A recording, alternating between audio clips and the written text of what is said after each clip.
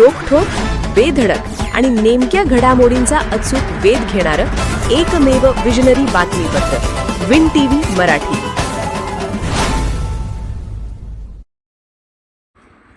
मुख्यमंत्री सौर कृषी वाहिनी योजना 2.0 अन्य राज्यासाठी मार्गदर्शक प्रकल्प वेळेत पूर्ण करा. आभास शुक्ला.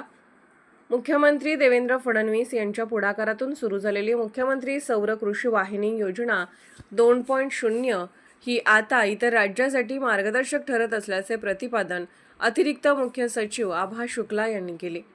या योजनेअंतर्गत शेतकऱ्यांना दिवसा वीज पुरवठा सुनिश्चित करण्यासाठी सर्व प्रकल्प विहित वेळेत पूर्ण करावेत, अन्यथा ठेकेदारांची सुरक्षा ठेव जप्त करण्यात येईल असा इशाराही त्यांनी दिला. जिल्हाधिकारी कार्यालयातील महाराणी तारराणी सभागृहात झालेल्या जिल्हास्तरीय टास्क फोर्स बैठकीत त्या बोलत होत्या.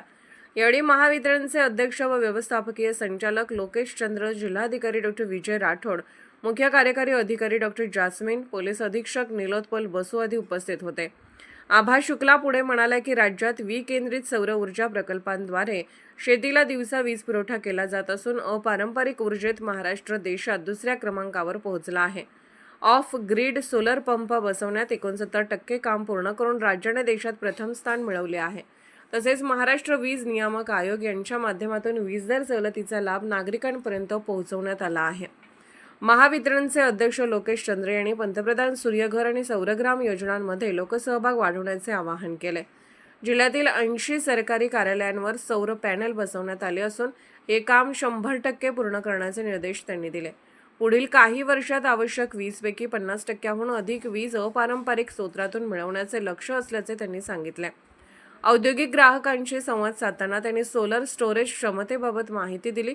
सध्या 400 मेगावॅट क्षमतेची साठवण व्यवस्था असून ती भविष्यात 12,000 मेगावॅटपर्यंत वाढवण्याचे उद्दिष्ट आहे.